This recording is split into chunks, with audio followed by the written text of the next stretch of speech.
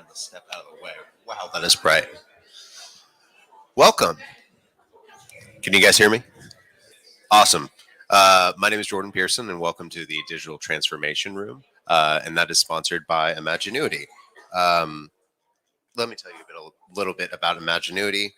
They're a Dallas-based integrated agency reimagining marketing for their clients and effectively managing the complexity of today's marketing ecosystem to drive customer conversion. So we couldn't be more thankful to Imaginuity for sponsoring this track.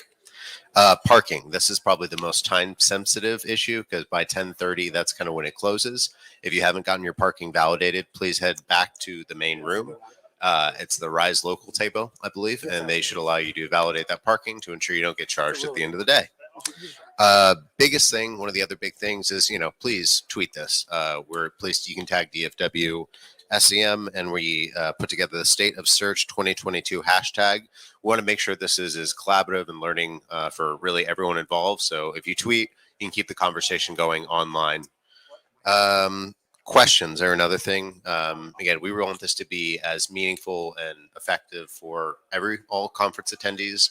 There's no stupid questions. So once Sean is done speaking, we'd really like you to try and ask insightful questions to help uncover some of the things that he may or may have not covered in his presentation and foster a conversation moving forward. But without further delay, Sean Dolan, he's the CEO of Pushfire and an achievement-driven digital marketer and entertainment executive for over a decade. He's highly regarded for developing processes and strategies that present tremendous results, and he's a major keynote speaker at major events. He's a creator of campaigns that's instrumental for driving client sales, performance, ROI, and increasing operational efficiency. Please welcome Sean. I think I'm just mic'd up here, right? What? I think I'm just mic'd up here. All right. Thank y'all so much. Can y'all hear me okay? Yeah. Good. Before I get started, I just want to apologize to you guys and the DFW SEM board and the conference in general for pulling the alarm this morning. I was nervous. I needed to finish some slides. So sorry about that. It was very selfish of me. Let's talk about the elephant in the room. I'm aware that I look like the villain from the Incredibles movie. I know. My name's Sean Dolan. I'm the CEO of Pushfire, single father, and I was raised Mormon. And growing up Mormon was weird because I didn't watch the same movies and TV shows that y'all watched. I saw Star Wars, Return of the Jebediah, Star Wars, The Empire Strikes Babylon, and How I Met Your Mothers. It was weird. In 2020, my brothers and I had sort of been discussing the idea of doing a 5-minute open mic at some point in our life. It was kind of this bucket list that was like, it would happen maybe before we died. It was never like this weekend. It was always like maybe next decade. But we always talked about it, and we're kind of fascinated with the idea, just being fans of comedy. So my brother invited me to a friend of a friend who was performing stand-up comedy at the Improv in Houston. And it was interesting to be in the front row watching someone who wasn't like a celebrity doing stand-up comedy, because it was almost like he was a normal person, And I remember sitting there in the front row and just being fascinated at the ability for a person to walk up on stage with just like clothing and a microphone, make people laugh. I couldn't even comprehend the steps that needed to be taken to get from where I was to get up on that stage. And so after his performance, and he killed, by the way, after his performance, I went up to him because friend of a friend of a friend, I was asking him 1,000 questions, to the point that he blew me off because I was probably smothering. And little did I know at the time, a year later, he and I would go head to head in a stand-up comedy contest. So just a few quotes here. Claude Hopkins in 1923 said, "People do not buy from clowns." In 1963, David Ogilvy said, "Good copywriters have always resisted the temptation to entertain." And in 1982, David Ogilvy said, "I have reason to believe that ... humor can now sell." Claude Hopkins is a great copywriter, and David Ogilvy is the father of advertising. So I decided that I was going to check this off my bucket list. And in my life, anytime I'm trying to figure something out, I go find a book on it, right? And I was actually surprised there were books on stand-up comedy, but there are, and they're really good books. And so I found the New Comedy Bible, which really went in. You guys can come in. Feel free. There's some seats. There's front row right here if you want to sit right in front of me. The New Comedy Bible. So that really goes into like the structure of telling jokes, how to structure a joke, how to deliver it, like it from top to bottom, how to become a stand-up comedian. And that was a book I really relied on. And then The Artist's Way was a book that is I think it's like 25 years, maybe more, since it was published. And that goes into sort of tapping into the artist's muse or the subconscious. And it's just really powerful books. And then my third was John Cleese's Creativity, A Short and Cheerful Guide. And we'll go into kind of each one and what they meant to me. So The Artist's Way is, I'll be honest, I read like 50 pages of it, and it changed my life. I haven't even finished it, but there's so much in those first 50 pages. She talks about doing morning pages, where every morning you write 3 pages longhand. And I noticed when I started doing that every morning, along with meditating, it put me in just on a different frequency for the rest of my day and the rest of the week, where all of a sudden it was like I was open to receiving really out-of-the-box ideas from my subconscious. So it was just such a dramatic change from like sitting down and like furrowing your brow and trying to think of something and forcing creativity out of you versus kind of letting go, relaxing, and just letting the craziest ideas kind of come up and see where they take you. And so in doing this writing, it's almost like it gets rid of the cobwebs of creativity and allows you to expand and be open to new ideas. She also goes into navigating the internal critic. This is your internal just negative voice that's telling you that this piece of content is garbage, this blog post you're writing, nobody cares. This presentation is going to go terrible. You know, that negative talk that I think we all deal with. She talks about how you actually write those things down. And there's something about having a negative thought exist sort of in the background chatter of your mind to actually writing it on paper and addressing it logically. Because once you write it down and you look at it, you immediately, you can argue with it. Where if it's just nagging at you and you ignore it, it affects you. I also noticed that in both meditation and morning papers, it creates a space, and this is just, I mean, meditation does this alone, but it creates a space in my mind between external influences and external variables and how I feel about them. So I have this space that when things happen that might like frustrate me or I might be emotional about, I have this space to think about it and decide whether I want to react or not. So that's it's interesting. And the artist date, that's a big one. Julia Cameron talks about doing an artist date where once a week for an hour or two, you dedicate your time to some artistic venture, whether it's painting, whether it's writing, and there's no real goal. The purpose is to be very open about and exploring sort of what's in your mind and getting it out either on paper for writing or art or any sort of activity that really sort of nurtures that inner artist. And I found that to be really useful as well. A couple quotes from the book. All too often, it is audacity and not talent that moves an artist to center stage. I'm sure we've seen that a lot. I've experienced that. If you're just willing to get up and do it, it's like half the battle. And then as artists, we cannot afford to think about who is getting ahead of us and how they don't deserve it.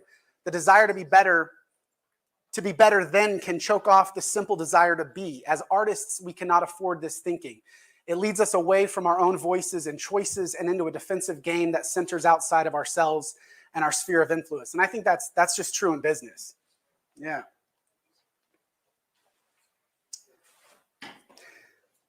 The New Comedy Bible, chapter 1. We got some seats right here, some seats over there. Feel free to just come on in. The first chapter of this book, chapter 1, said, sign up for an open mic. And I was like, that's the first chapter? Where are all the other chapters? Yeah. So, but then I realized this is something that I've actually used for myself for physical fitness. Actually, I think Aaron was there. I signed up for a Spartan race a few years back. And just the fact that I signed up for it, all of a sudden, my whole body and mind and emotions were oriented towards not having a horrible day. You know, so all of a sudden, I'm just oriented towards preparing for that event. And that led me Spartan races to doing full marathons. I did a 50K ultra. I did a 100K ultra. I did a half Ironman. And then I this last Saturday, I DNF'd, did not finish a full Ironman. I'm still processing it. It's very sad. I got 95 out of 112 miles and missed the cutoff. So anyway, you got to be prepared. That's what happens. So part of what Judy Carter talks about is writing down and admitting your fears. And this also kind of ties into the artist's way, where in this case, it's your fear of getting up on stage and bombing, which is going to happen. And if you write it down, again, if you take it out of sort of the chatter and you write it down and look at it and analyze it logically, you say, okay, what's my fear? Anybody, what's the fear of going on stage and trying to do comedy? What's the worst that could happen? Well, yes, correct, yes. The wrong way. Correct, yeah. Like, what an idiot, yeah. What else? Falling off the stage. Trust me, man. Every time I go up, I'm afraid I'm like pee my pants. Like, my brain comes up with the craziest things that could happen. So, exactly. Like, getting stuck in your routine. What do you mean? Like forgetting your lines. Totally. Dude, the panic button comes, and I'll tell you what that is. That's fight or flight. That's when you, like, if a lion's attacking you, your brain is not, your brain's not providing you blood to tell jokes. Like, it's blood to the legs to leave, right? That's what that is, and I've experienced that so many times. It's fun looking back on it. So when you write down your fears, they immediately become more manageable. Also, as she discusses in the book, start to imagine the other side. Like, what if everything works out? Like, what if you do this thing you're afraid of, and it goes great? Like, yeah, it could go bad, and if it goes bad, you just do it again. But if it goes great, then what does that look like? And so I would actually imagine what it would be like to be at the Houston Improv, you know, and performing on that stage. That we'll call that guy Joseph, the guy that I watched. And so that really helped carry me through and factored into me actually getting up and doing it. So from the Comedy Bible, a quote: "Fear is like the school bully who's made you his target. You can try to avoid him by walking home a different way, but he'll always find you. Are you going to let the fear of losing your lunch money dictate where and how you live? Or will you do the scary thing and deal directly with the bad guy? Successful people are not necessarily less frightened than you. They just do things in spite of being frightened." And this kind of goes back to this morning's keynote, you know, with doing the live streaming. So I would list all these fears, and then I would imagine what the benefits are. And then all of a sudden, it's like, it just helps orient me towards taking that risk. Also, Johnny Carson, was the most nervous wreck before every show. He's socially awkward. He would hate commercial breaks because he wouldn't know what to say to the guests. This guy's on TV. He's on TV every night, you know, so it's not just you, I guess is my point. And then Judy Carter goes into how to take concepts in your life. So part of me figuring out, to create something funny that's you know, from my past or a personal story, she talks about weird, scary, hard, and stupid. And that is, you take every story and you just ask yourself, like, what's weird about this? What's scary about this? What's hard about this? What's stupid about this? And you just head down that direction. And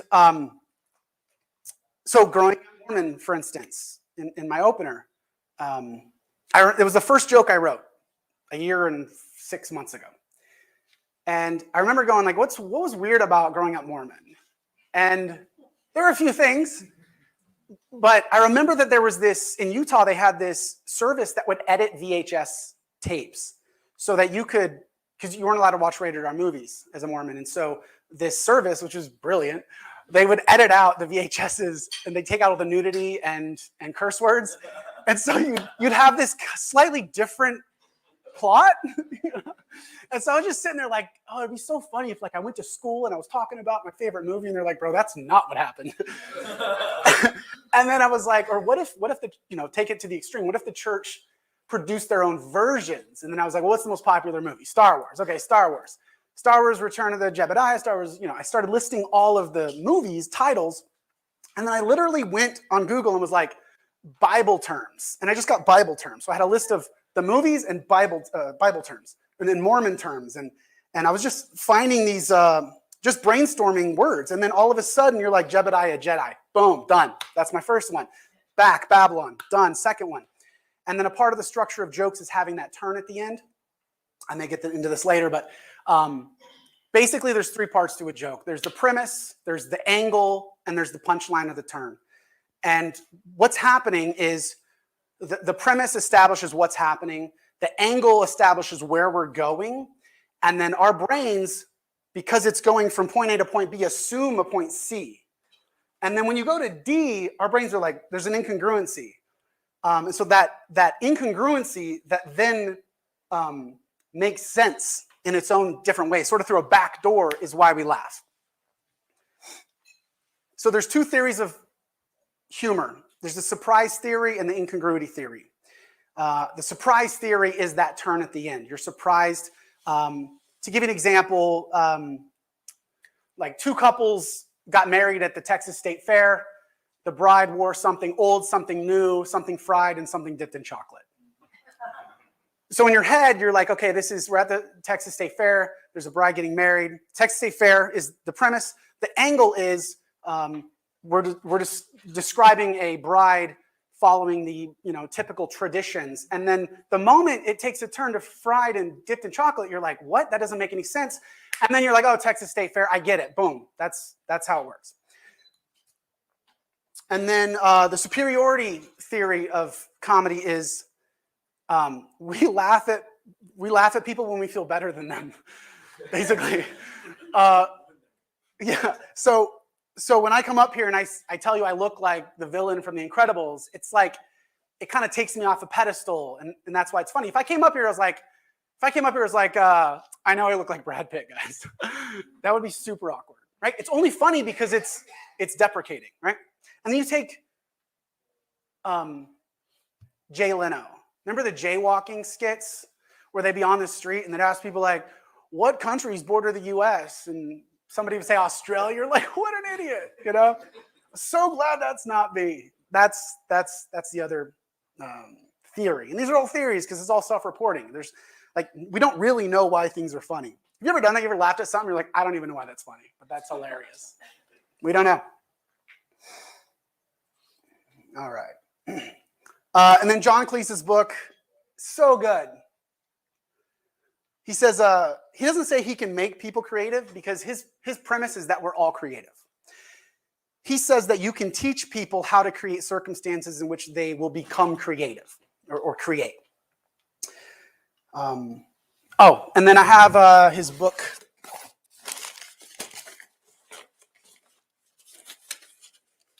I meant to have that out. So he talks about, I'll just read this from the book. If I wrote a sketch by myself in the evening, I'd often get stuck and would sit there at my little desk cudgeling my brains. Eventually, I'd give up and go to bed. And in the morning, I'd wake up and make myself a cup of coffee, and then I'd drift over to the desk and sit at it. And almost immediately, the solution to the problem I'd been wrestling with the previous evening became quite obvious to me. So obvious that I couldn't really understand why I hadn't spotted it the night before, but I hadn't. This is how I began to discover that if I put the work in before going to bed, I often had a little creative idea overnight, which fixed whatever problem it was that I was trying to deal with. It was like a gift, a reward for all my wrestling with the puzzle. I began to think to myself, it can only be that while I'm asleep, my mind goes on working at the problem so that it can give me the answer in the morning. And then he goes on to discuss a skit that he wrote with Graham Chapman. I don't know if you guys, John Cleese's Monty Python, that he wrote with Graham Chapman. And they wrote this whole skit, and then they lost it. And they were devastated because it was so funny. And so he wrote it the best he could from memory. And then he found the original one. And the second one that he recalled was way funnier. So just that time of the subconscious kind of processing it and being a contributing factor in that second piece made it so much funnier. And this is something that and I'll kind of show sort of how my career progressed. And at every point, it was these really out of the blue ideas that would pop up that I just couldn't have sat down and forced them to come. They also did a Chinese character study. I don't have a source on it, but it's in John Cleese's book, so I assume he's been vetted. Where they had a bunch of people sit down and look at Chinese characters. These people did not speak or recognize Chinese characters. And then like a week later, they asked them which characters did they see the week before. And they all failed. They had no idea. But when they asked them which characters they liked the most, they selected all the characters they saw last week. So it's like if you ask the right question, if you're asking the logical conscious mind, which characters were they, you don't know. But if you just say, how do you feel about it? It's like your subconscious is like, hey, I recognize these. So there's a process going on in the subconscious. So silly walks. Who's familiar with silly walks from Flying Circus? Okay, that's okay. So how do I describe it? It's like no. All right, fine.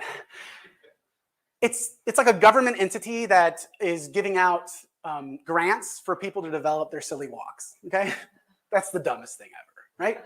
It's the most popular, most well-known skit from the Flying Circus. Okay, can you imagine being in a creative room like your team and proposing that idea or something that crazy, right? It's insane. And the point is, and what he talks about in the book is, you have to have a very playful, anything goes environment for creativity. If you have someone in the group that's like, that's the dumbest idea I've ever heard, then it stifles your creativity, and you're not free to express maybe ideas that are like, because the subconscious is going to spit something out that doesn't make sense. But as you sort of build around it, all of a sudden it becomes something amazing. Also, greatest killer of creativity is interruptions. I think we all know that, and that's pretty clear. But Dr. Glenn Wilson performed 80 clinical trials that alerted people with emails and phone calls throughout their workday, and then he tested them at the end, and it lowered their IQ by 10 points. So that's equivalent to missing an entire night of sleep, and smoking marijuana is 4 points. So you have to choose between marijuana or being interrupted. I guess it's the marijuana, but that's big. I mean, a whole night of sleep to lose to be equivalent to just being interrupted during the day. So he talks about like shutting everything down, giving yourself time to really explore and be present and be creative. And then this quote from Einstein: the words or the language as they are written or spoken do not seem to play any role in my mechanism of thought. The psychical entities which seem to serve as elements in thought are certain signs and more or less clear images which can be voluntarily reproduced and combined.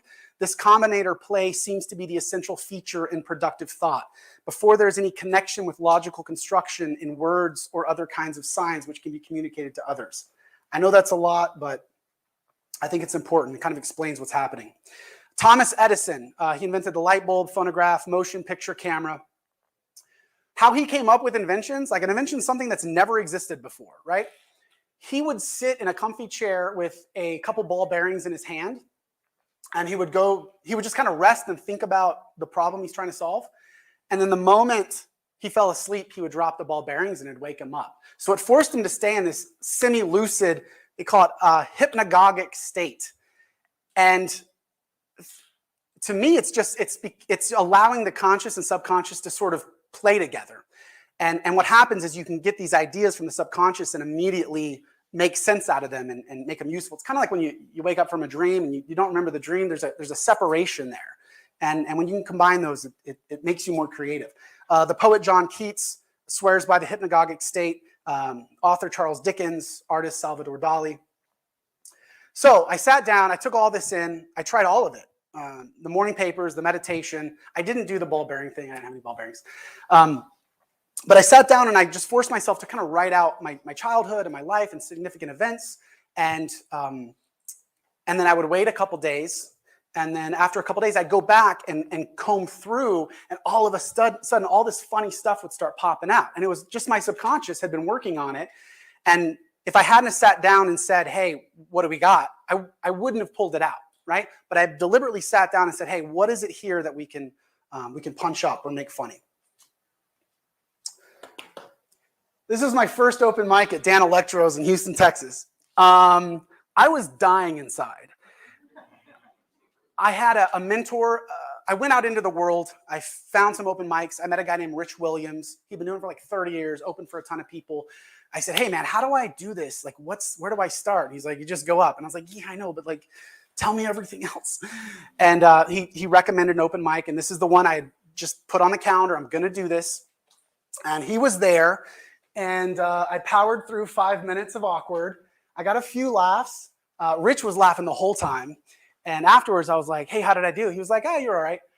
And he's like, you know what? You know what I love about open mics? He's like, I laugh no matter what. I'm laughing with him or at him. And I was like, which one were you? Anyway, he was laughing at me. I watched the video. You guys can watch it. It's on my website. It's ridiculous. So here's all the open mics. I mean, there's just a ton. So like I was able to do 7 to 9 a week, just hitting all these open mics. And I just did a lot. I mean, you just all over Houston, night after night. And what's amazing is when you take this piece of content that you think is funny, the beauty of having a live audience is you get immediate feedback. And I record it and I'd watch it later, and you start to see like these ebbs and flows and what gets a laugh, and all you're doing is rinsing and repeating and just pulling out what didn't work and keeping what did work.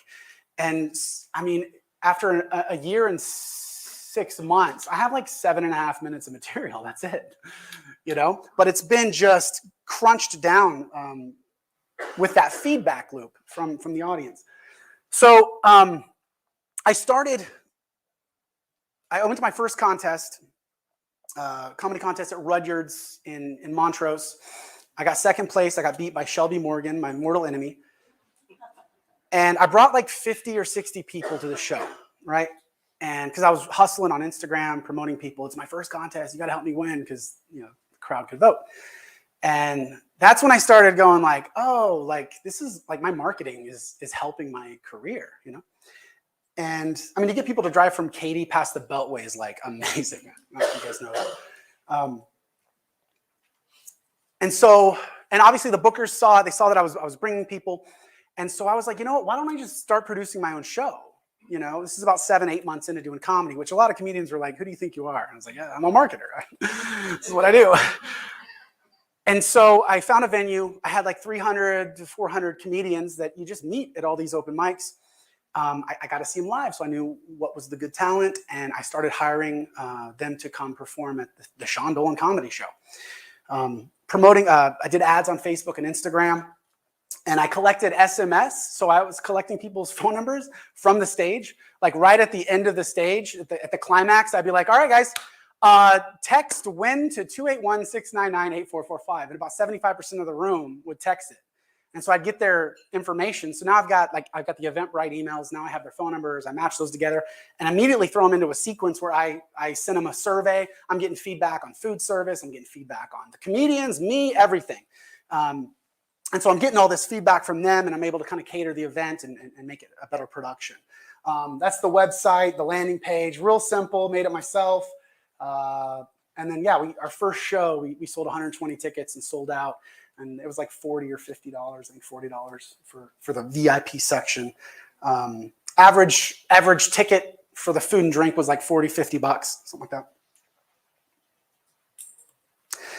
Put an ad in the newspaper, not so much because I thought the newspaper would work, but because the lady that runs the newspaper is a friend of mine, and I knew she would tell everyone about the show, right? So it wasn't actually the ad itself that I found valuable, but being a part of the community and seeing her at chamber events.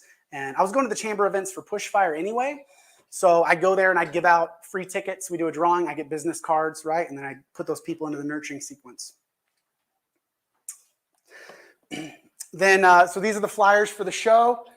I mean, it looks legit, you know? It looks like a real show. People believed it. They came. It actually happened. You just make stuff up. People believe it. Yeah, and it reminds me of it's like with fast food or pop music. It's like if you can market, you can overcome product quality. You don't have to be the best product, right? If you can market it. And not to say that you should stay with an inferior product, but I'm like a 4 out of 10 comedian. Like compared to the guys in Houston, I'm maybe a 4, like a soft 4. These guys are like 9s and 10s, but I know how to market, so I'm bringing people. So when the booker's like, who do we want to have on the show? It's like, all right, we'll suffer through Sean. You know, he brings 100 people.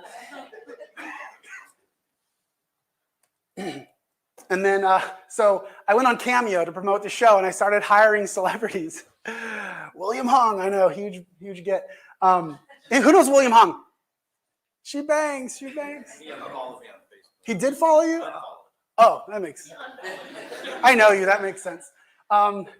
So it was, I don't know, $60 to get him. So I grabbed that and I put that into the Instagram ad, right? So that was part of our advertising. And then Carlos Mencia, and I know he's got an interesting reputation in comedy, but I don't care. We used him. He's actually a friend of a friend, knew him, and but like they both told people to come to the Sean Dolan Comedy Show, and that just makes me laugh. Yeah. Joe Rogan, he doesn't answer my calls. No. All right. And also, it didn't need to be Dwayne "The Rock" Johnson. Sorry, I just stepped on that. Yeah. So I asked one of my comedian friends, I put a bounty out to the comedians to send me their best joke about Katy to use in an ad. And this was the winner. Katy, Texas is so white, they think Cinco Ranch is a Mexican hot sauce. And I love it. Cinco Ranch is like the richest part of Katy.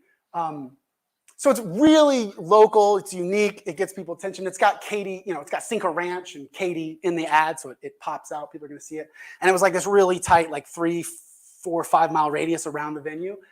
So it got really good saturation. But doing this compared to anything else I was doing, like comedy show, this guy's funny, whatever, like real kind of generic, just traditional ads. I think it was like a 5-time engagement rate, 10 times shares, and 3 or 4 times conversion rate. So it just killed. And I don't want to tell you how much that cost, but it wasn't a lot. To have that add-on, I mean, it made up for itself in the cost for conversions. What I was going to say about the celebrities, it's not Dwayne "The Rock" Johnson endorsing my show saying that it's a quality show. It's purely to get attention and trick the algorithm into giving me more reach. That's all that was. Singles groups. Facebook groups. I infiltrated. No, I just became a part of the singles group because I'm single. But I quickly identified the opportunity there. And you can create events specific for a group that only the group sees, that the group's invited to. I showed up to a few events, went to kickball, brought my son. I brought some DJ equipment to DJ. I contributed, I was a part of the group. And then I meet the admins. And then I know the admins. Now the admins are promoting my shows. Because I support their stuff, they support mine. And we started having like reserved tables for the single AF group. There's one in Houston. And they were like 40, 50 deep coming to these shows, paying, full price, paying to come and support. And when they get there, I'd like introduce them to people. I'd make sure they met, they got to the right table. I made it a really positive experience. And then I got on stage and I'd like goof about them, about how like singles groups like will destroy your relationship because they want to keep you in the group, which is true. So I have these admins promoting my shows, and they're inviting all the people in the group. So they're actually getting the invitation, whereas if I'm not their friend, I can't invite them. So it's just huge. All right, this next one I'm not even ashamed of. So I auctioned myself off on this dating group site. I don't have a dog. I don't play the guitar. No, I play the guitar, but that's not my dog. So I auctioned myself off. I went into this group called Pursuit of Happiness in Houston. It's like 17,000 singles. And I immediately saw that the content that got the most attention was these auctions, these dating auctions. Because like, there's like, how much are you worth? People would bid on you and people would make comments and whatever. And so I was like, yeah, let's do it. 2 weeks before a contest I had. And this contest, 500 grand prize. That's $500,000. It's a big, no, it's $500. Comma, grand prize. So it was a big deal. And so 2 weeks before, I was promoting it with this group, and it got that post got so much attention. And then I created the event in the group, and I did the whole thing. And I feel like, I don't know, 70 people, like 2/3 of the audience was there for me through this group. So I get to the semifinal round, and they're deciding who goes on to the finals, the 4 comedians that go on to the final 4. And they announce the 4th place winner is a tie. And the person that tied with me was Joseph from the beginning, the guy that I saw on stage. It kind of blew me off, but we're cool. And I'm like, oh no, he's been doing comedy for like 10 years. You know, I'm going to die. And the other thing was, it was a 10-minute set, and I only have 7.5 minutes. So I already stretched like to 10 minutes. And then I thought they were just going to do like audience applause. We'll determine the winner. He goes, all right, we're going to have each of the comedians come up and do 3 more minutes. And I was like, oh no, I don't have 3 more minutes. I have nothing. Like, I've already spent everything. And I got up there, and I remember walking up there. My brother Ian was there. I remember walking up there and just laughing at the situation. I wasn't scared. I've been doing this so many times. I was so comfortable getting up there and just bombing in front of my friends, family, the whole singles community. And I walked up, and I just remember I was calm, I was collected and playful. And I said, you know, I only have 10 minutes of material, and you guys already heard it. So we're about to experience a very long 3 minutes together. And they laughed. And then all of a sudden, I remember this joke that I stopped telling like a year ago because it didn't work well in the open mics. And I said it, and it seemed off the cuff, right? Killed. And then another one popped up, and that killed. So I believe it's because of the mindset I had, doing my morning writings, meditating, and being open to kind of that creative muse or subconscious or whatever, and not panicking in that moment. Because otherwise, it would have just been deer in headlights, awkward, cringy, you know, terrible. And then they announced the winner, and I won. I beat Joseph. And thank you. And I didn't win because I was funnier. He was way funnier. But I had the whole audience was there for me. So when it was like one-on-one, I mean, like I honestly think people intentionally didn't laugh for him because they were trying, you know what I mean? Which I'm not even mad about because that's marketing. All right. That's that story. So I see a guy that he's headlining for the Houston Improv, and I wanted it so bad. And so I contacted him. I'm like, hey, what do I need to do for you to put me on your show? I'll do anything. I'll market it. I'll videotape it. I'll juggle. What do you know? And he was like, bro, just sell 25 tickets. I'll put you on. I was like, that's all it takes. All right. So I was ready to just buy 25 tickets and, you know, resell them or hand them out or whatever. But that's how I got on the Improv for the first time. You know, just finding out the guy who's there, like, what can I do to help you? How can I contribute? And he just told me, and then done. I opened. And that night was crazy. Best night of my life. We sold out, by the way. And not to say it was all me. He promotes really well, too. He's a good marketer. But we absolutely sold out, 550 seats on like a Thursday night, I think it was.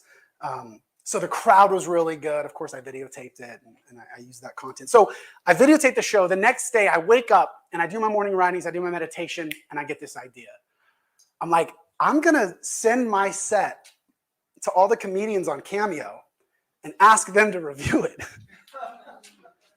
It's like $50 to have Harlan Williams, who is it? Colin Mockery, Dom Herrera, Doug Benson just blew pot into the camera, which I think on a real meta level is advice.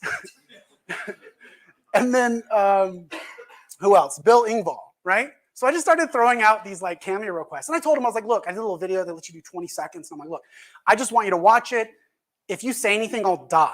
But I just want you to watch it. If it makes you laugh, that'll make my month. And all these guys started responding. And so then I did a live response. Like I recorded myself watching it for the first time. So you got my really like, I almost cried during Harlan. Like he was so like fatherly and like he was really sweet about it. And then he said, he's like, I enjoyed it so much. If I were ever to headline in Houston, I would let you open for me. I died. I fell out of my chair. It's the best day of my life, again. And he's going to actually be in Houston next month. I'm so working every angle I can. I'm like, we'll do like a morning show thing, like rags to riches, or whatever. And then, so I'm at the Improv on a Thursday and it sells out. Well, now the other guys that are booking improv shows are like, they want to sell out too, right? And again, it's not because I'm funny. It's because I'm good at marketing. So I get on it again and again. This is going to last like 2 months. I opened for Dustin Sims, and this was a Hurricane Ian benefit. Okay, this looks very self-indulgent, I know. This blows my mind. Because to me, this is like a magic trick. Like I've fooled all these people into thinking I'm somebody, you know? Because I have 7.5 minutes of material. People came out of the show and they're like, "Where can I buy your CD?" You saw it. You saw everything. I don't have a single joke more than that, you know? But it's just, it's amazing that with just a small piece of content, like you can repurpose and use it and draw people in. The only thing that explains that is marketing. That's it. I mean, I had to work and I had to be good, but I'm, like I said, I'm nowhere near. Like I'm made Forbes generous compared to some of the guys in the Houston scene. How am I on time? How many minutes do I have left? 7 minutes left? Enough time. Let's do it. You guys want to see the last 3 minutes of my improv set? Yeah. Is that weird? All right. Yeah. Yeah. Yeah, let's do it. Let's get weird. All right.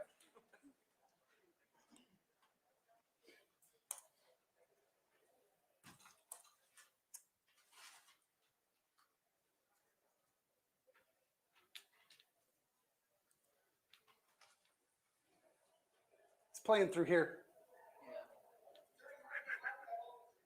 Oh, you're going to have to do it, Sean. That's fine. During Hurricane Harvey, I volunteered with the Cajun Navy. I don't think that volume is going to work. I remember I was out one morning doing a water rescue, and I saw this woman waist deep in water, waving one arm and screaming for help. And I realized in that moment, it didn't matter what religion she was, or who she voted for, or her sexual preference. It all seemed so petty. We left her there because of her Dallas Cowboys jersey. I know where I am.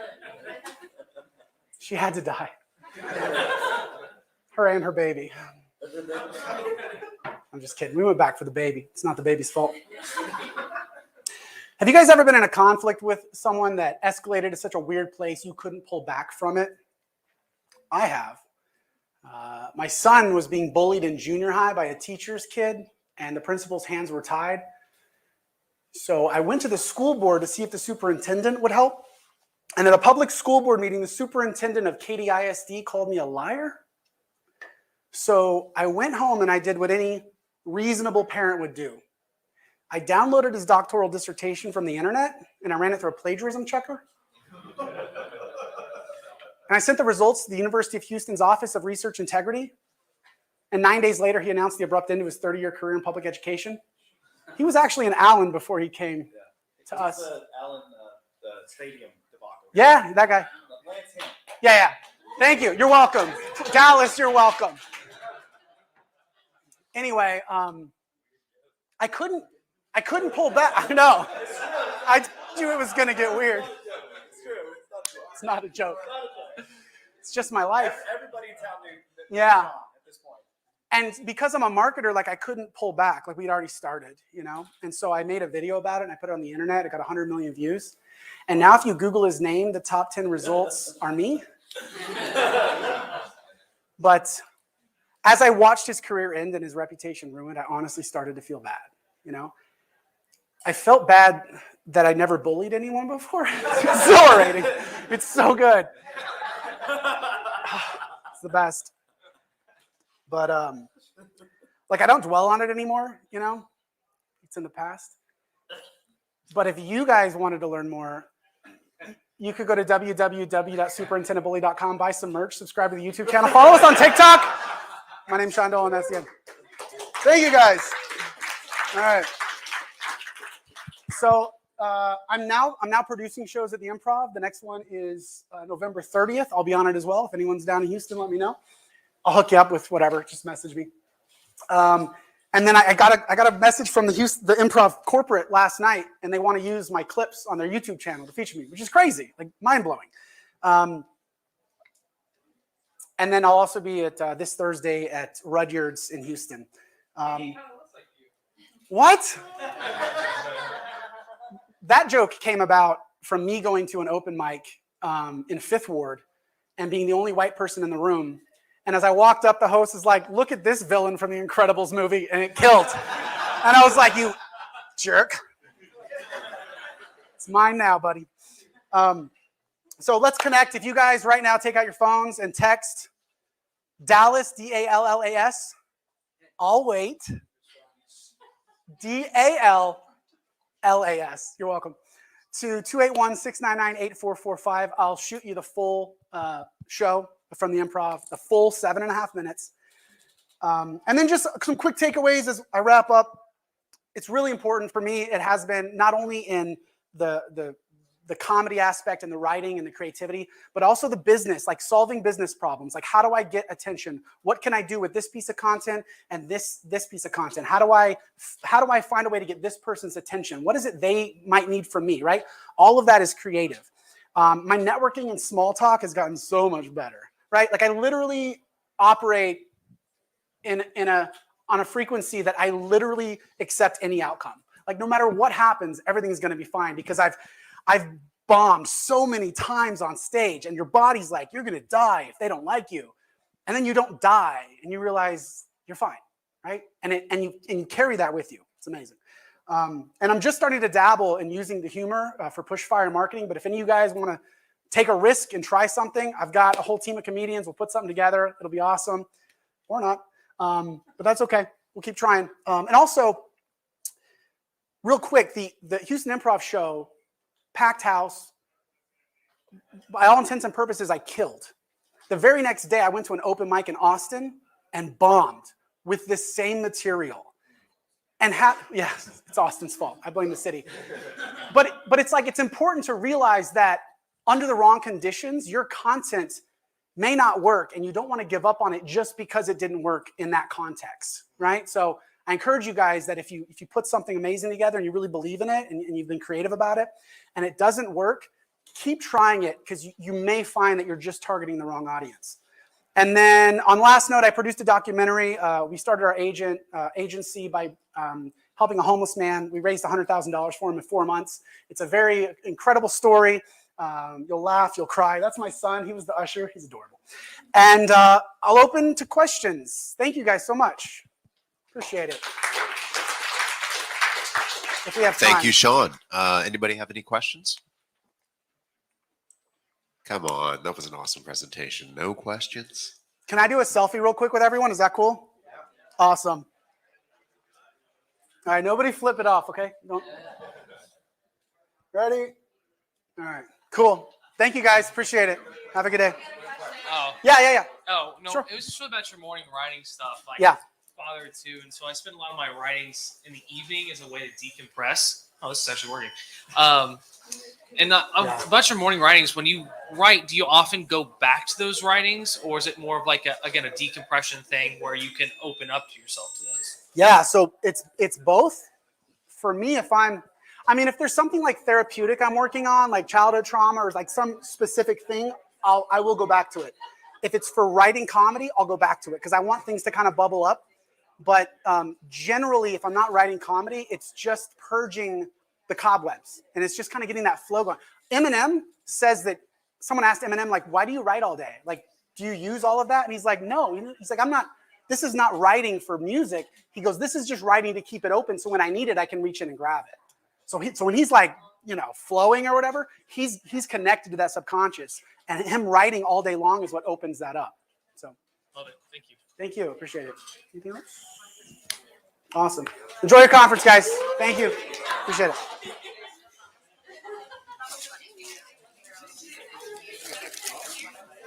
Yeah, please.